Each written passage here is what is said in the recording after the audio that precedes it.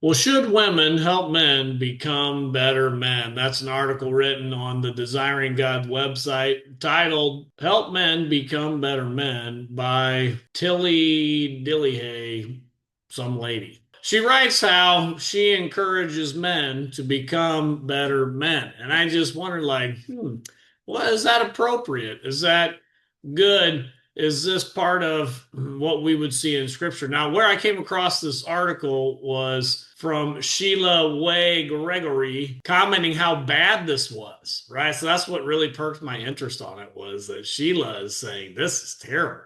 A woman should not have to help a man become better.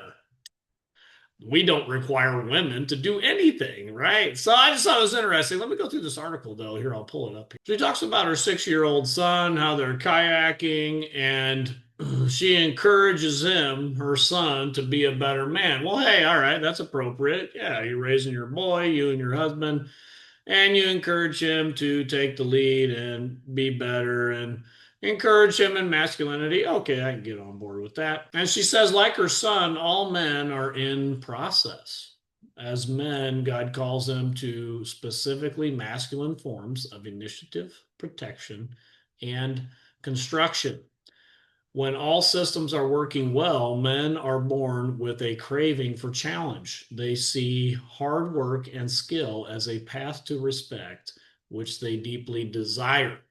Okay, now we'll notice when this woman describes masculinity, all these things that she describes are always in benefit to women.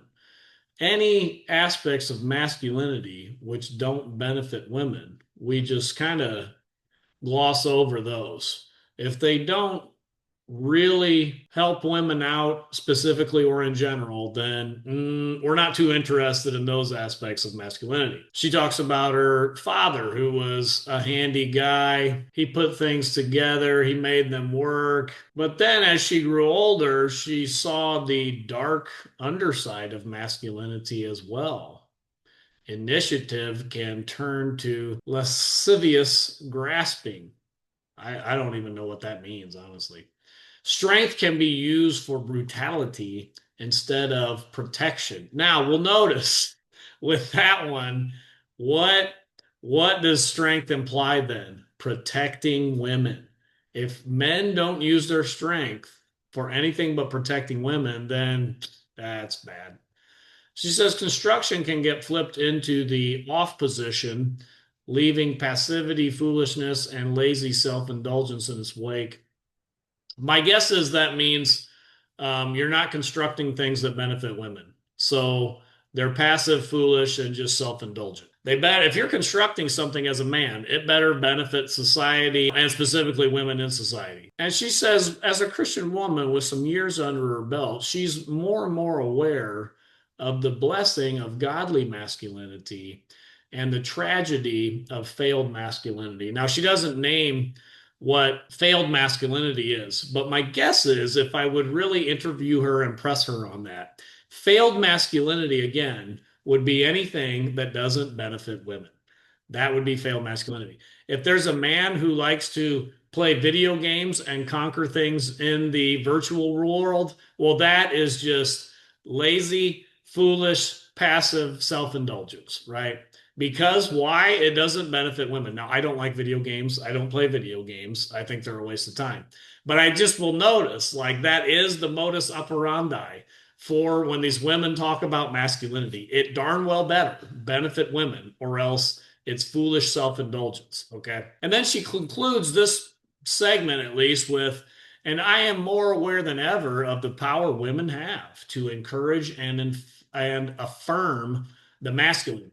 Now, here's where I start having an issue with those thoughts.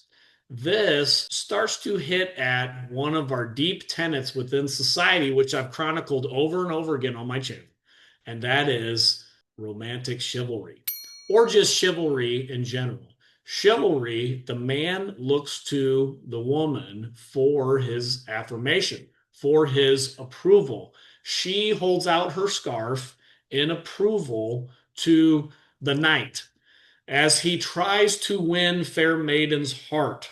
And so this mother is saying, We need to train our sons up young to believe this, to be in the chivalric system, to be looking for the encouragement from women. She says a woman's unique ability to call out the masculine overlaps with Paul's command to all believers in Philippians 4:8, whatever's true, honorable, just, pure, lovely, commendable, if there's any excellence, if there's anything worthy of praise, think about these things. That verse doesn't even apply to what she's talking about, really. But again, she's saying women's unique ability to call out the masculine, okay? That, I believe, is rooted in chivalry. That's why I found this article so profound, that we're going to root that in chivalry when we talk about this. Real masculinity is called out by other men. That's where real masculinity is affirmed by other men. That's why men or boys who have single moms as their mothers, they don't do so well.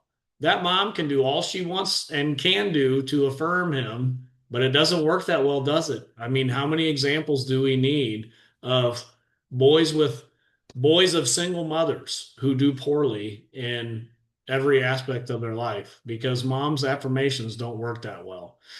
They need masculine men to affirm them. So then she talks about how to encourage a man in process. There are many ways to be a warm sounding board to men in process we encounter. Of course, the responsibility looks different depending on the man. It shifts as we move through the circles of intimacy in our lives. Our husbands are the first tiers. Our sons and fathers are the next tier. Further out, we find fellow members of our local church, brothers and uncles and cousins and nephews and teachers and students and bosses and coworkers, strangers on the street in a restaurant, the man who drives our Uber. We're called to love each of these men and to encourage them on their way, to direct their gaze wherever possible to the calling they have been given as sons of Adams. And what is that calling? This is what I'm trying to call out in this article that I think is kind of profound. What's that calling? To serve women in their masculinity. That's what we're taught, to protect, provide, and procreate with. Be good fathers. That's what they want. Now, she does wrap up with a good thought. Like, I don't want to just completely dunk on her here, but she says, pray for the men in your life, praise the excellence in them, and let the teaching of kindness rest on your tongue at all times.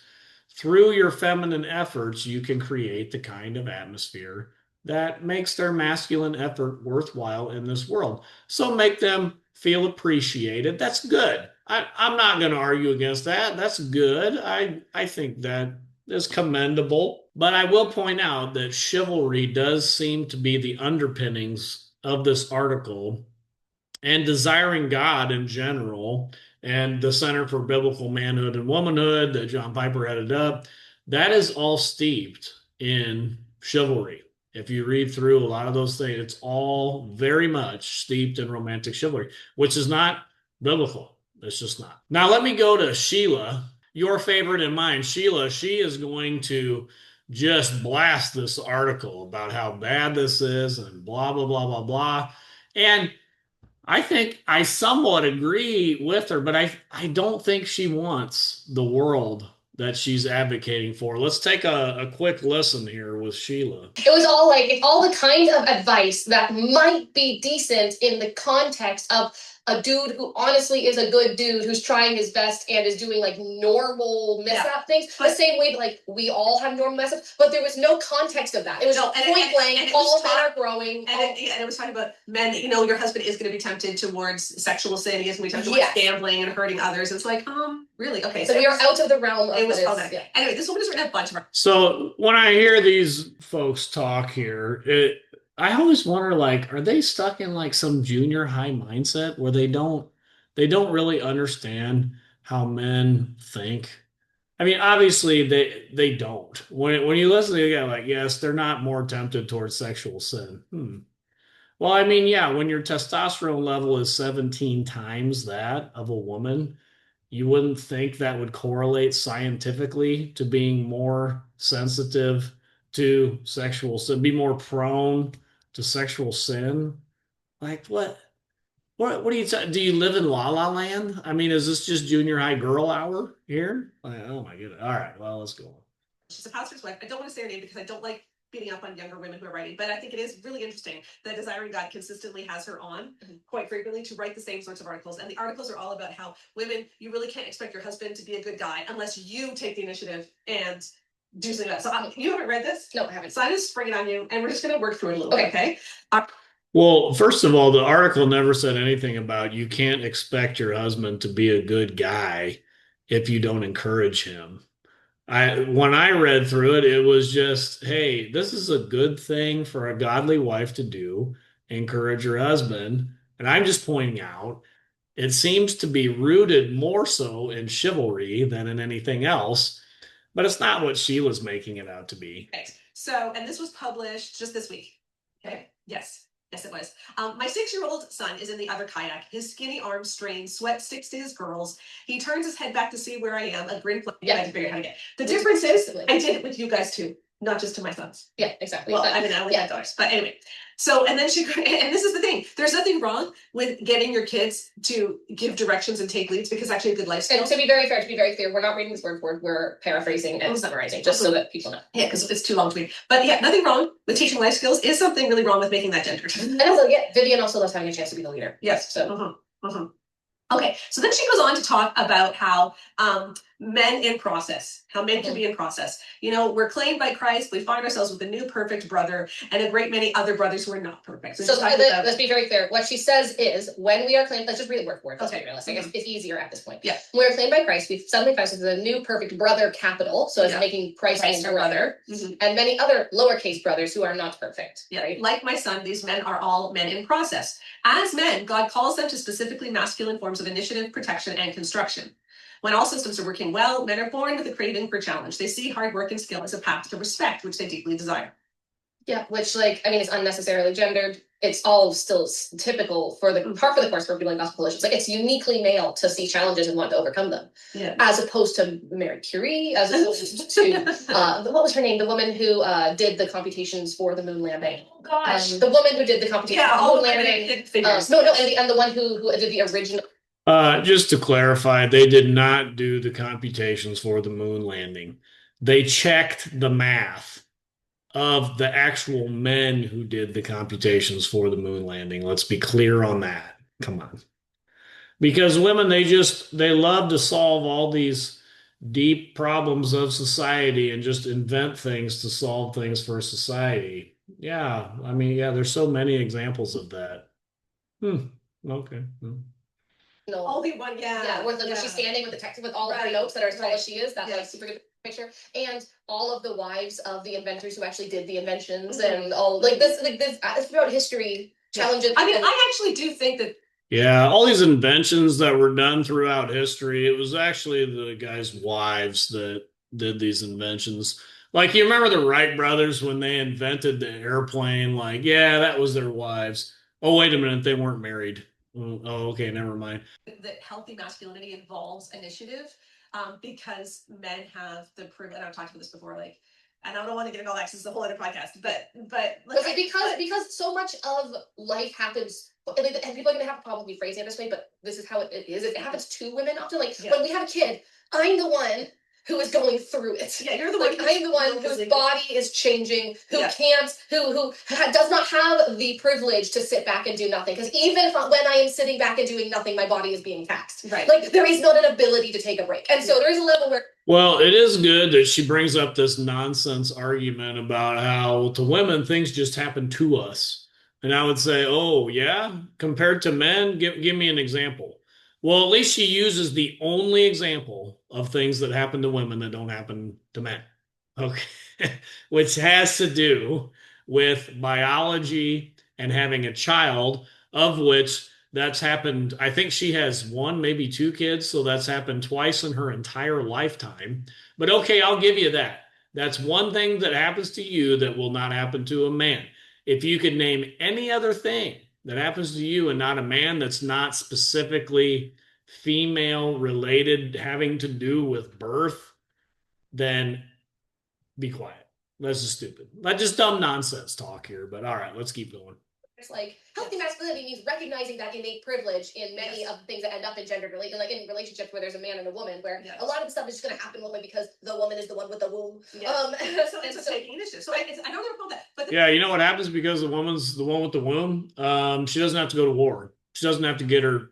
She doesn't have to die in a ditch somewhere and get drafted. Even in 2025, we still don't even make women who are not pregnant and don't have kids. We don't even make them register for the selective service. Not even that they go. We don't even make them register.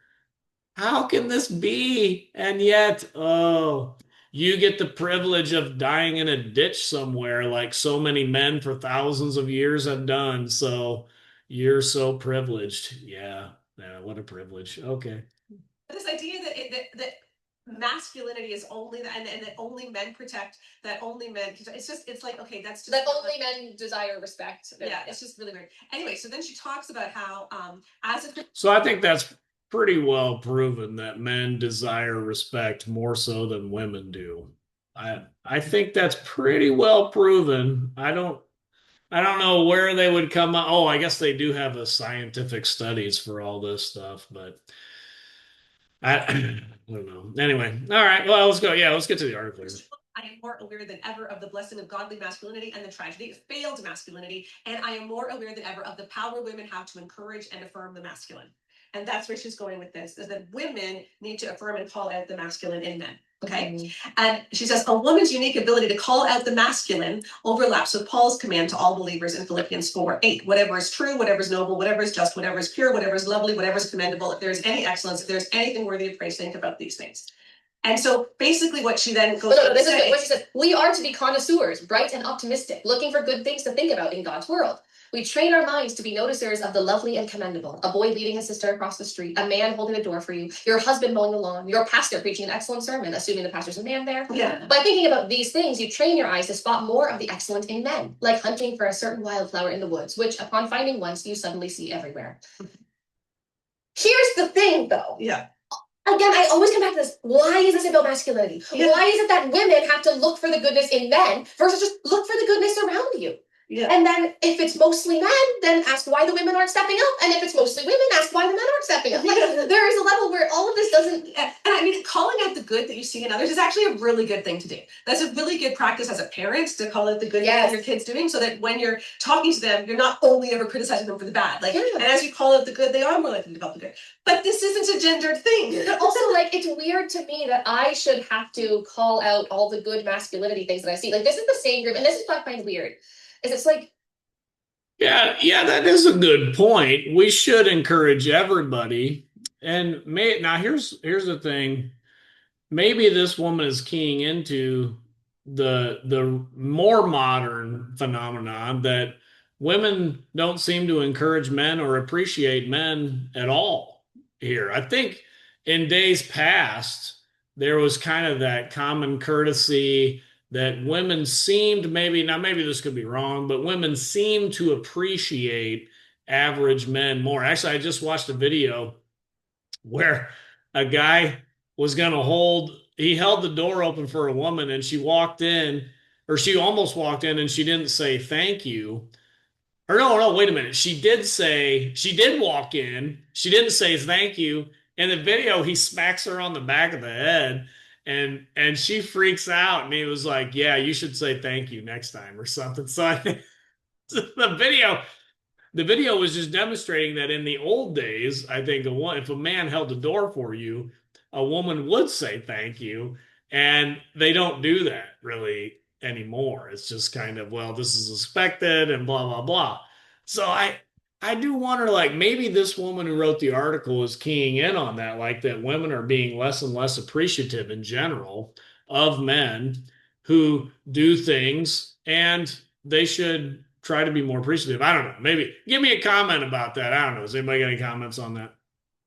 This is the same group who is so obsessed with like everything being a threat for an affair. Yeah. And they're also telling women you should notice all the men around you and all the good things and masculine things they do and look at how masculine everyone is. Yeah. Like, this is the problem. This is the same people. This is the same group. The same group that says you can't be alone with a woman. Yeah. Also says women, make sure that you're patting the ego of every man around you. Like, yeah. It's like and she does go on to just how to. Hey, so notice that if you think it's appropriate to encourage the men around you, then you are patting their ego, right? So I think these women are not explicitly, but implicitly saying, don't encourage men because you pad their ego if you do that. When they were just saying a couple minutes ago, yeah, we should encourage everybody. Just, well, maybe we shouldn't encourage men because it pads their ego if you do that. And we don't, that would be evil if we did that, right? Come on, you can't have it all ways. A man in process. And I just find this so incredible. Like, it's so, like, she just talked about women being in process. Like, because her other article that we critiqued was how, you know, men are all sinners and we can't assume that they should be perfect. And so don't be mad if they're not perfect. Yeah, so it's always men in process. It's always that. And so we are supposed to be a warm sounding board to men in process. And this responsibility looks different depending on the man. It shifts as we move through the circles of intimacy. You know, our husbands are in the first tier, our sons and fathers are in the next tier. So we're supposed to call it the masculinity in our fathers. That's I mean, it is Freudian, like it is Freudian. Like, further out we find fellows. Can I say this right?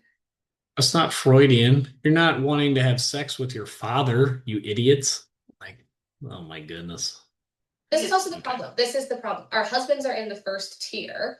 Like the responsibility looks different based on like why the is tier, your son right? in the first Why tier? is the son in the first tier? To me, it's much more important that I affirm who my son is because he's still growing. He's still figuring it out. Connor is who he is. Like, he's fine. Like he should. We are 30. Yeah. If we're not in autopilot at this point, Yes. we need to do work, right? Like, and I know lots of people like, and we still have growing to do. And that's obviously a thing. But like, at some point, we know who Connor. Hey, now notice she's talking about her husband. So she's saying, I would much rather encourage my son than encourage my husband because he's fine. We're on autopilot. Now, how good do you wonder their marriage is? I would love to see an interview with her husband and see them interact and all that. I mean, can you imagine being married to this woman? Like, I don't know. Give me a comment below if you could. I just wonder what that marriage would be like. Just how ridiculous it would be. Anyway. We know who I am. We are grown-ups. We have had 2 children. Yeah. We've been married for a decade. Like, we are who we are. Yeah. Like, it's much more important to me to be focusing on Vivian and Alex at this point. Like, Connor and I, for each other, are not tier 1 right now. Right. Because we have young kids. Yeah. It's like, Yeah, don't focus on your husband. You have young kids, so yeah, whatever on him. Yeah, okay. Are the ones that both. But she has a 6-year-old son as well. Yeah. Like, this is so bizarre. Yeah, and then she goes. Yeah, said no marriage counselor anywhere. Yeah, just don't focus on your husband or your wife. And yeah, just focus on your kids. They need your attention more. Blah blah blah. I don't think I've ever heard a marriage counselor say that. Let's talk about all the other tiers. How there's your Uber driver and stranger on the street, and how women are called to love each of these men and encourage them on their way to direct their gaze when possible to the calling they've been giving as sons of Adam. And this is what Desiring God does so often. And we talked about this in the podcast this week. One of the clips that we talked about was one that we did from a Desiring God article by John Piper, where I just said, why are they just so weird about this stuff? Yeah. Like, I am not scanning, like, are they a man? Are they a man? Are they, don't encourage that, that's a woman. Or are they a man? Are they a man? Like I'm just like, I'm not doing that. Like, when you get into the Uber, I'm like, your first thought like, how can I call? You don't recognize who is a man and a woman? I mean, are you, especially as you walk about, you may want to recognize who is a threat and who is not. If you see an older lady, probably not a threat. If you see a 6 foot tall, 250-pound man walking towards you with a grimace on his face, that could be a threat. Like, I'm pretty sure she does pay attention to who's around her, whether they're male or female, and what's going on as she walks about in public. I don't think she's that dumb. But this is the stuff they preach here. Stephen, thank you for graciously picking me up. That was a protector move. And I appreciate the initiative you took to become an Uber driver. That initiative, that is the calling of Adam on your life.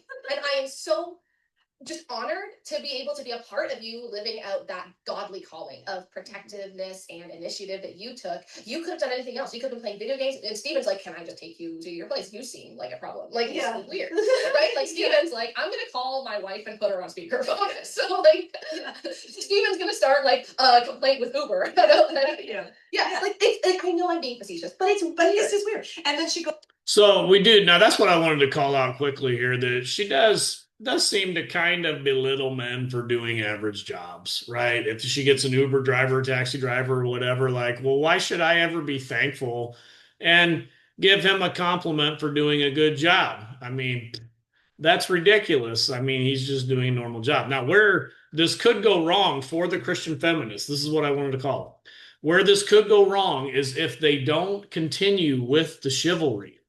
If they completely just say, oh, yeah, we don't try to appreciate men, we belittle them, we just call them out for being stupid and blah, blah, blah. If the chivalry goes away in society, so will the feminism. It will go away too. And I don't believe these two broads want to live in a world where there is no chivalry, because feminism is the parasite that rides on the back of chivalry. And I'm pretty sure they don't want that world. They are enabled by the men who do everything for them. Both of these women, I believe, are stay-at-home moms. Who brings home the bacon in their homes? Well, their husbands. While they sit around and complain about them and how dumb they are, I'm sure. I don't think they want to live in that world. And we got to call it out. And we are calling it out, because Christ is winning. He is building his church, and the gates of hell will not prevail against it. Until next time, this is the Post Millennial Man.